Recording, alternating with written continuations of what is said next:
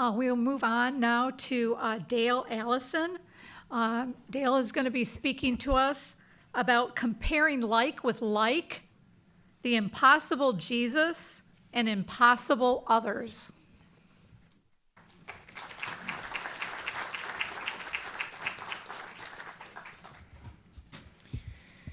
I have to begin with an apology. Unlike everybody else here at this conference, I am a Luddite.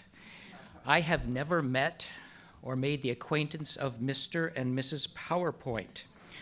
So I'm afraid that today all you have is just me and my words. The critical quest for the historical Jesus began during the Enlightenment. The instigators were European deists. Unlike the Protestant reformers who rejected all Roman Catholic miracles as unworthy of credence, the deists took the next step and deemed all miracles of whatever origin as unworthy of credence. This included the miracles in the Gospels. But then how does one account for the many stories? That riddle eventually begat all the questions that instigated an academic discipline. Who wrote the Gospels? When did they first appear? What sources lie behind them? What is their relationship to each other? How much real memory do they contain? Three strategies for explaining or explaining away miracles appeared early on. In the 18th century, Hermann Samuel Reimarus, a German Lutheran pastor turned cynic, appealed to the passing of time and bad faith. The miracle stories belong to documents written a few decades after Jesus' departure, when, I quote, very few of those who had known Jesus were still alive. Nothing then was easier than to invent as many miracles as the authors pleased, without fear of their writings being readily understood or refuted.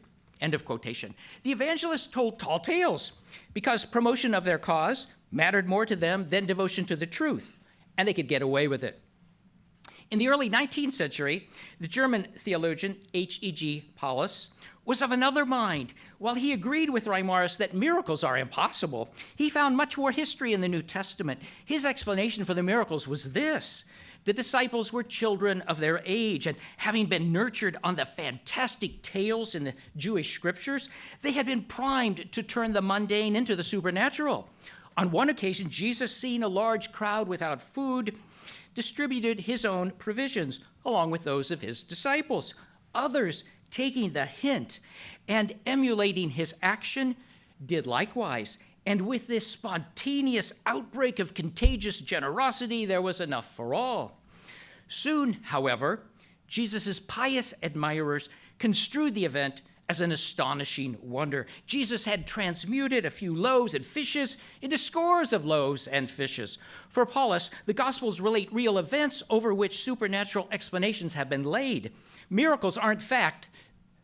They're not facts, they're interpretation. Not long after Paulus, the German academic David Friedrich Strauss essayed a third strategy. For him, the miracle stories were mythological representations of theological inferences.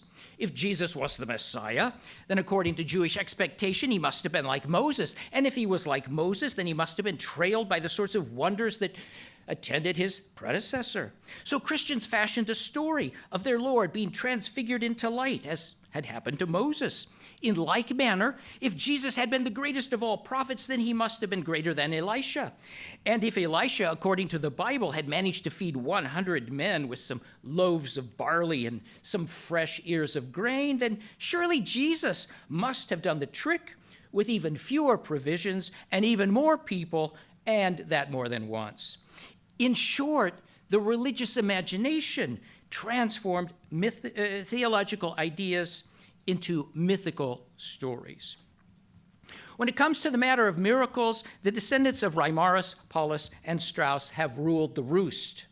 Albert Schweitzer, one of my intellectual heroes, never once entertained the possibility that anything truly extraordinary took place during Jesus' ministry.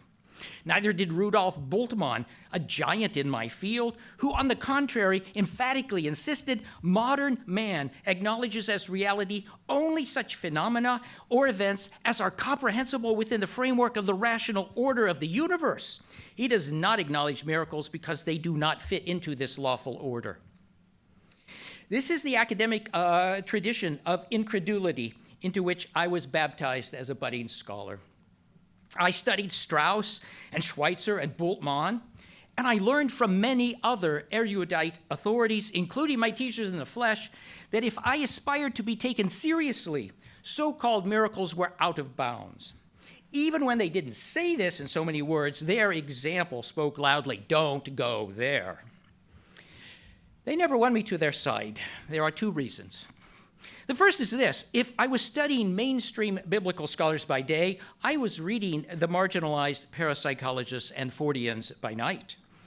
I read William James's writings on psychical research, and I figured that if a man as intellectually gifted as he and renowned for every other subject he wrote about took this subject seriously, then so could I. I read the books of J.B. Rhine, who was, back in the day, the guy who ran Duke's parapsychology laboratory. And I decided that if the only way for his critics to get around some of his experimental results was to accuse participants of cheating, then maybe he was onto something. And I read Arthur Koestler's The Roots of Coincidence and found the pairing of what he called the perversity of physics with the oddities of parapsychology to be illuminating, liberating, and very un-Boltzmannian. The second reason that I didn't servilely follow my teachers was purely personal. It's one thing to read books and articles, untangle their arguments, and to do one's best from a distance to decide who's right. It's quite another thing when real life intrudes and supplies evidence for one conclusion as opposed to another. This is what happened to me. I've written about the relevant experiences. Standing before you today, I'll be far less self-indulgent. All I'll say very cryptically is this: I believe that, among other experiences my education never anticipated, I have on 2 occasions foreseen in specific detail events before they came to pass. One time, a few hours before, the other 2 weeks before. I also believe, I really do, that I was once present when an object perversely and in the twinkling of an eye moved of its own accord from one side of a room to another. And I'm inclined to believe that a woman 3 days dead once awakened me in the middle of the night to comfort me. And further, that one afternoon, several weeks later, she spoke to me out of the blue, telling me to do something immediately, which I did. Now, I'm keenly aware, I really am, folks. This room is strange. This is not my normal environment. I am keenly aware that claims such as mine often evoke, within my educated circles, strong resistance or even ridicule. Many are reflexively sure that those with claims such as mine must be, even when we have academic credentials, self-deceived, less than rational, or in the thrall of some religious enthusiasm. The attitude of those who believe that miracles and the paranormal have been splintered on the rocks of rationalism is the same as my attitude toward the conspiracy theory that lizard people run the world. Nothing to it. There was a reason I was taught, don't go there. I am, however, impelled to go there, and incidentally can do so publicly because there are no more promotion committees in my future. I go there because running from what I've seen would be dishonest. How can I agree with Bultmann that everything is comprehensible within the framework of the rational order of the universe when my eyes contradict him? My eyes. No less importantly, if one opens the right books, as you all know, or if you get enough people to be honest, one soon discovers that there's nothing unusual about me at all. The unusual isn't so unusual. My goal here, however, isn't to persuade you that this or that really happened to me. My goal is rather to invite you to ponder my predicament. What if a historian of early Christianity decides on empirical grounds, not theological grounds, that sometimes people see the future, that clairvoyance is fairly common, that the dead sometimes make themselves known, that additional metanormal claims should be seriously entertained, and even that enigmatic capacity sometimes congregate in exceptional or charismatically gifted individuals in religious virtuosoi? My short answer is it makes everything much more difficult. My open-mindedness about many things doesn't annul the fact that people can, for the sake of a cause, concoct stories out of next to nothing. Reimarus was right about that. People can also misperceive and turn things into what they were not. Paulus was right about that. And early Christians did create and embellish narratives by mixing together ingredients to hand in the Jewish scriptures. Strauss was right about that. The skeptics, in other words, weren't all wrong. We can't ignore them. How might we then proceed? Let me begin to unpack things by drawing your attention to a passage in the Gospel of John. In the first chapter, Jesus calls a man named Nathanael to follow him. The story includes these words. When Jesus saw Nathanael coming towards him, he said of him, "Here is truly an Israelite in whom there is no deceit." Nathanael asked him, "How is it that you know me?" Jesus answered, "I saw you under the fig tree." Nathanael replied, "Rabbi, you are the Son of God." Jesus knows all about Nathanael's character prior to meeting him. Indeed, Jesus has, before their face-to-face encounter, seen Nathanael sitting under a fig tree. This story, which depicts Jesus knowing things from afar through some unspecified metanormal means, isn't an outlier. By my count, up to 20 such stories in the canonical Gospels do this. To put that number in perspective, our canonical sources recount 7 exorcisms. In other words, apparent extrasensory perception appears in more than twice as many episodes as does exorcism, an activity most critical scholars unreservedly associate with Jesus. What should we make of this? One can, of course, dismiss all the texts in which Jesus possesses uncanny knowledge on the ground that we gain knowledge of the world only through the customary senses. On this view, Christians, in order to magnify their hero status, attributed to him an ability he didn't have. Such dogmatic incredulity, however, isn't automatic for those who judge clairvoyance and telepathy to be authentic, albeit sporadic, mystifying human aptitudes. The great historian of antiquity, Morton Smith, who can hardly be accused of theological bias in this matter or any matter, opined, "The belief that Jesus knew the minds of people he met may be founded on fact. Some people are uncannily able to read the minds of others." Unfortunately, even when one believes that sometimes people know things in puzzling ways, this hardly verifies the historicity of any particular gospel episode. That'd be a non sequitur.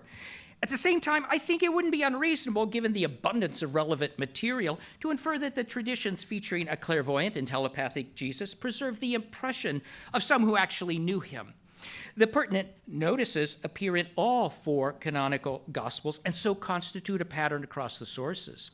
It's my guess that if something more mundane were this well attested, most scholars would, with little hesitation, deem it to be historical. If the impression that the tradition here leaves is correct, one need not, I emphatically insist, seek an explanation in religious doctrine, even if Christians typically have. The vast bulk of claims for telepathy and clairvoyance lack a theological or religious context, and the modern debates over whether one should believe in those abilities have nothing to do with religion. 100 years ago, Ernst Troeltsch, the famous German theologian, spoke for a multitude when he argued that in pursuing a genuinely modern history, we should always reason from analogy. For him, the present displays a fundamental homogeneity with the past. The key to historical criticism, I quote, is analogy to what happens before our very eyes and within it. That is, agreement with normal, customary, or at least frequently attested happenings or conditions as we have experienced them is the hallmark of probability for all the events that historical criticism will judge to have actually happened or will allow. For Troeltsch, this precludes positing the supernatural to explain the past because we do not espy the supernatural in the present. No miracles now, no miracles then. While there are, of course, many claims to miracles, we shouldn't believe them. Present experience and the omnipotence of analogy, what an interesting expression, forbid finding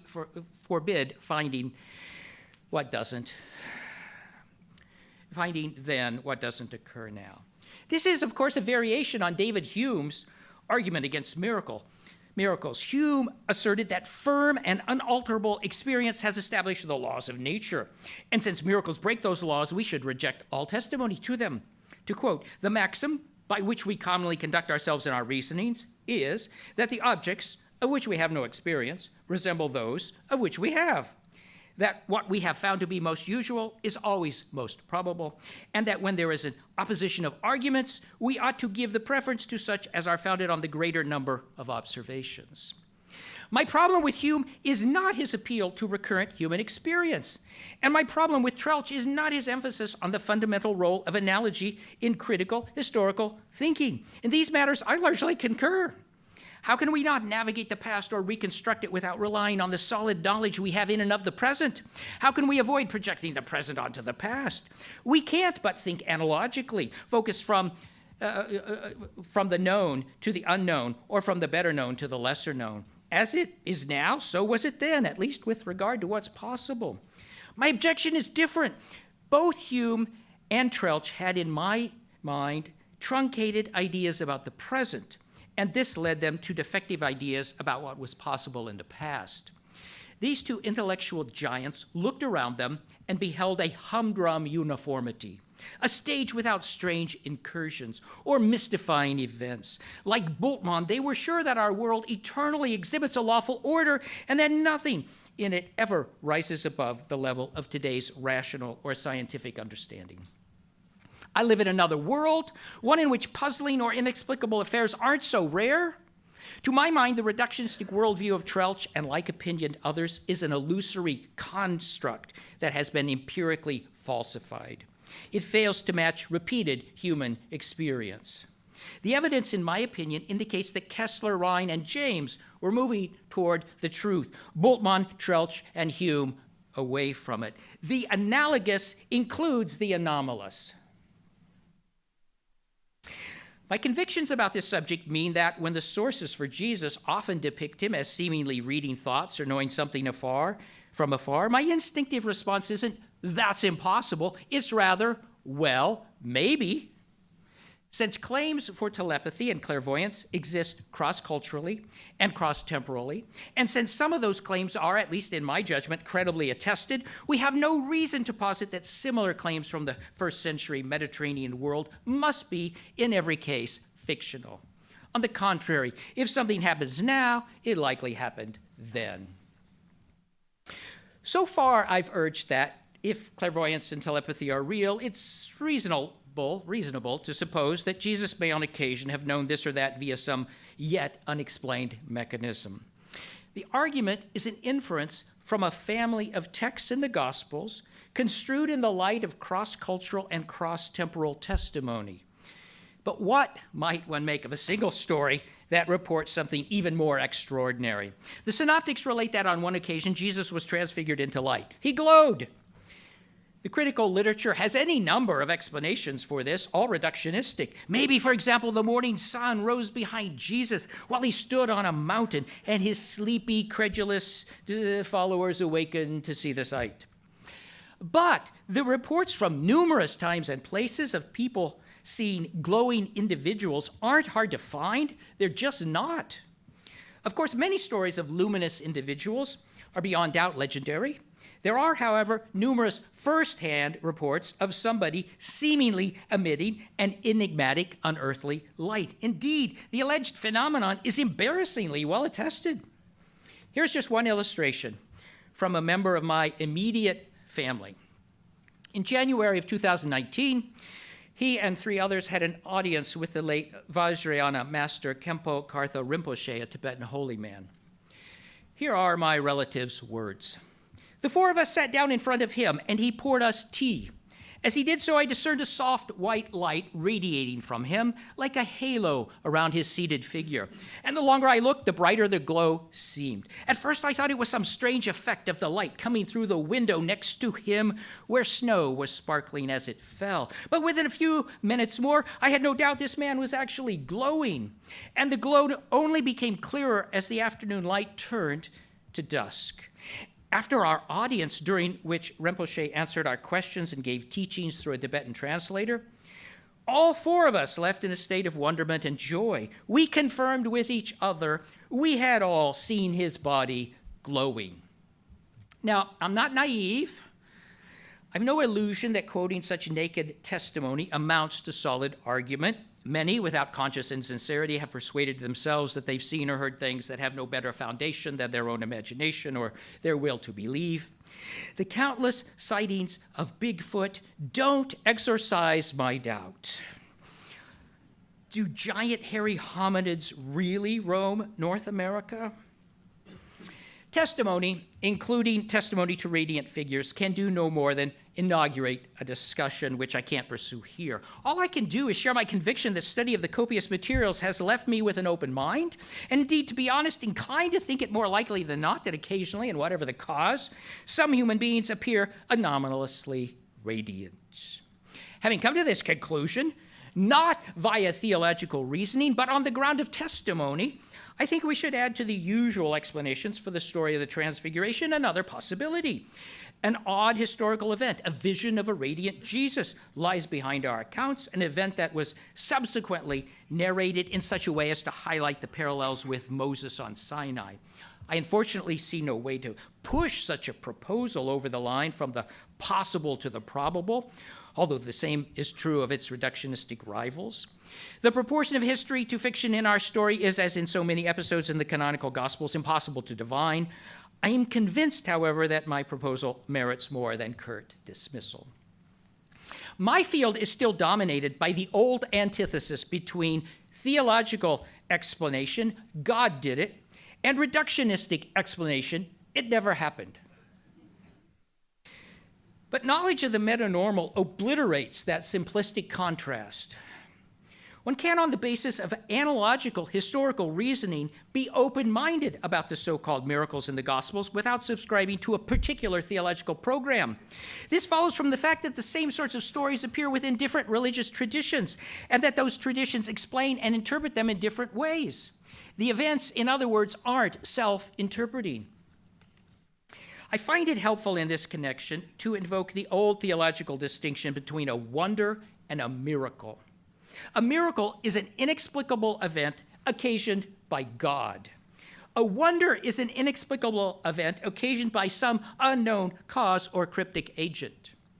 To call something a miracle is to stake a claim about the agent. To dub something a wonder is to acknowledge the reality of a circumstance without attributing it directly to God or perhaps any agent or offering any explanation at all.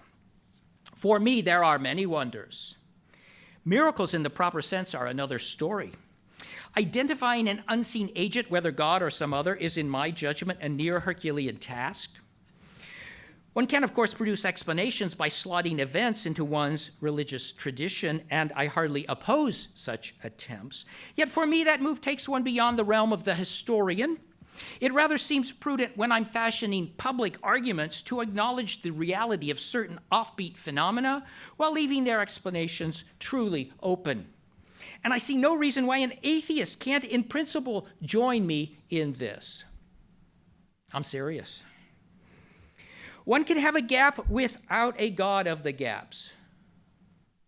A fact and its explanation aren't the same thing. One can acknowledge a circumstance while not knowing its cause.